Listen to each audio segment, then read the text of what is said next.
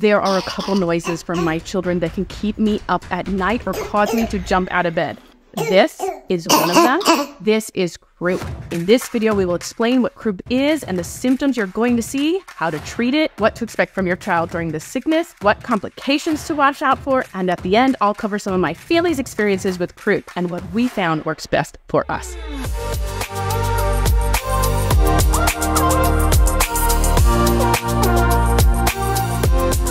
I'm Meg Conover, physician associate. First things first, what exactly is croup? Well, croup is a viral infection that affects the upper airways, mainly the windpipe, the trachea. You get inflammation, which causes swelling of the voice box and the windpipe, and it causes it to narrow. You're going to hear noisy breathing, coughing, and it's one of the most common sicknesses in young children, typically those under 6 years old. The hallmark of croup is this barking seal cough.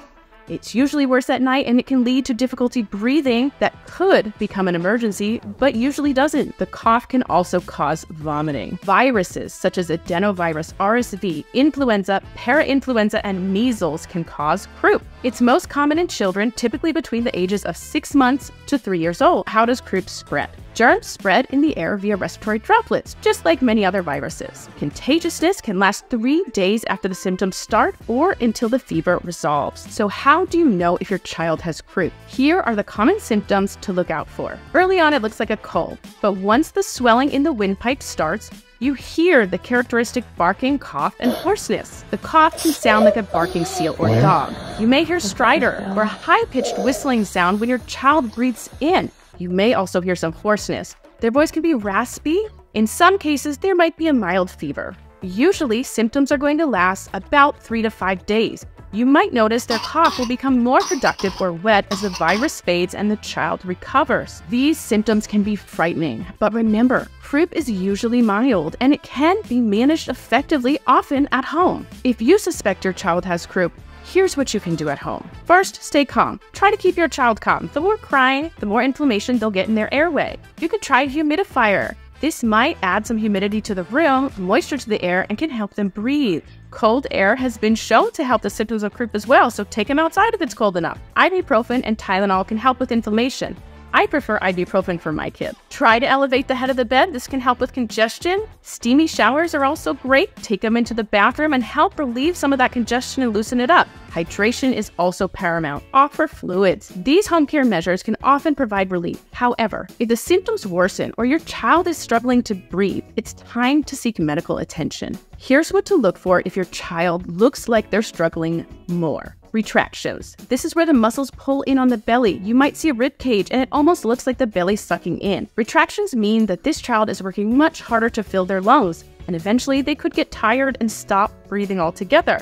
Look for nasal flaring. Look for tracheal or windpipe tugging. These are emergency signs. If you see them, take your child to the hospital as soon as possible or call emergency services to transport them. Keep in mind that less than 5% of children require hospital admission. Very young babies and infants can be at higher risk of complications due to their teeny tiny airways.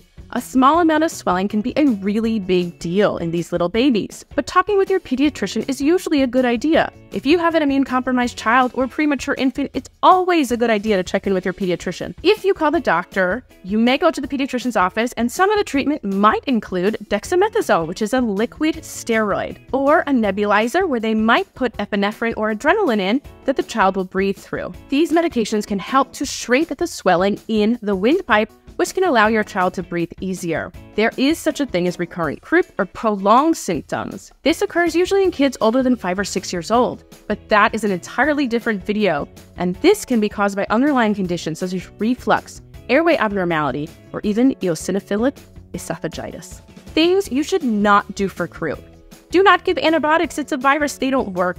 Do not give children cough medicine or decongestants. Do not give sedatives.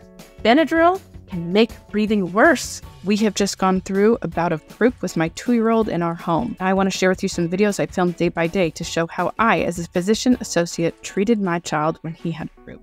2-year-old has croup, and here's what we're doing for him. If you've ever experienced croup or you have a young child, save this video. I'm going to walk you through what I'm doing as a physician associate to treat his croup and to monitor him. Last night was pretty scary. Just as I'm about to turn off my light at 10:30 p.m., he woke up with that awful sounding cough. Watch here. If you hear this cough, you're going to know it's Croup in a kiddo. The first cough is usually super scary and it scares the kiddo. So we ran to him, tried to stay calm.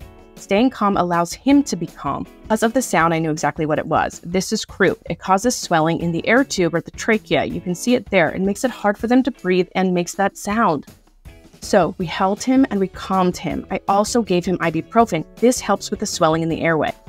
I monitored his breathing to make sure he didn't have retractions, and he didn't seem to have any. He was doing okay. Ibuprofen helped and he was able to sleep through the night. We're keeping him home from school today, and now I have to go to work. Today is day 2 of Croup with this little dude who's 2 years old, and here's what we're doing. Hey, if you have any little kiddos, save this video, refer to it, because they're most likely going to have Croup at some point in their lives. Yesterday, he did pretty well during the day. He was able to eat, he was a little hoarse, and he did a pretty normal day while he was at home with Dad. Last night is when symptoms started to kick in. Around 9:30, he started coughing really badly in bed. We did do some Motrin before bedtime, but the Motrin wasn't working as well. So there was one other thing we did last night that I didn't mention before, which was his Flovent. Last time he had Croup, he was prescribed his inhaler by his pediatrician. And so we decided to use 1 puff of that, and that seemed to do the trick last night. I also gave him an extra dose of Tylenol. Came and laid with you for a little while, and then pretty much after like 11 o'clock, he again slept through the night. Because this is Croup, he's contagious for about 3 to 4 days after the Croup start. So we're going to be home from school for a couple days. Tomorrow, I'm going to talk a little bit more about why we haven't taken him to the doctors yet. Today is day 3 of Croup for my 2-year-old. He woke up feeling great, asking to go back to school. He had some coughing overnight.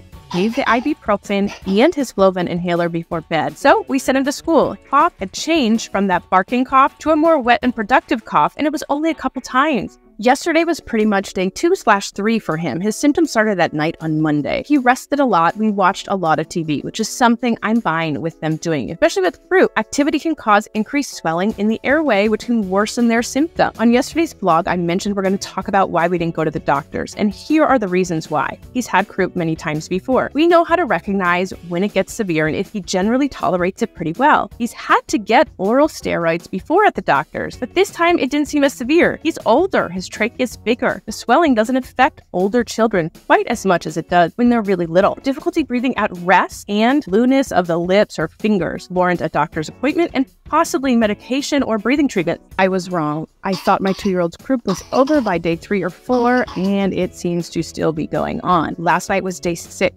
He has been totally fine during the day. His normal self, playful, maybe eating just a tiny bit less. But when nighttime hits, about an hour after he's gone to sleep, the cough starts. It's really wet and productive now. We are continuing his Flovent steroid inhaler just once a day and ibuprofen as needed. Last night was pretty bad. It started an hour after he went to sleep. It got more and more progressive, and you can almost hear what he's about to vomit. And eventually the cough got so bad that we rushed him to the bathroom and he had a large volume vomit. He was fine after he vomited. He went right back to sleep and had no more coughing for the rest of the night. For my kids, vomiting has always been a part of the later stages of Croup. I thought we'd avoid it this time, but I was wrong. We had towels down by the bed for the last several days and he never threw up. But last night was different. He definitely threw up, and I'm hoping this passes quick since we're on day 6.